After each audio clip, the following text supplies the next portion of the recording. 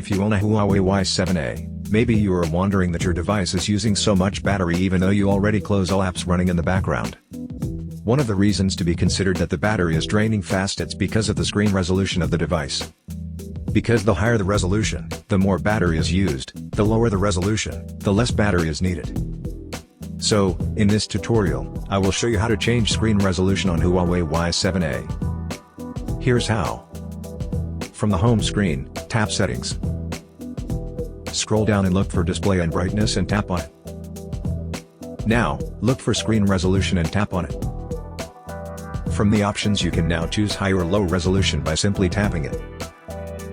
Remember, the higher the resolution, the more battery is used, the lower the resolution, the less battery is needed. That's it. I hope this tutorial helps. Please subscribe to our channel and hit the notification bell. Thanks for watching.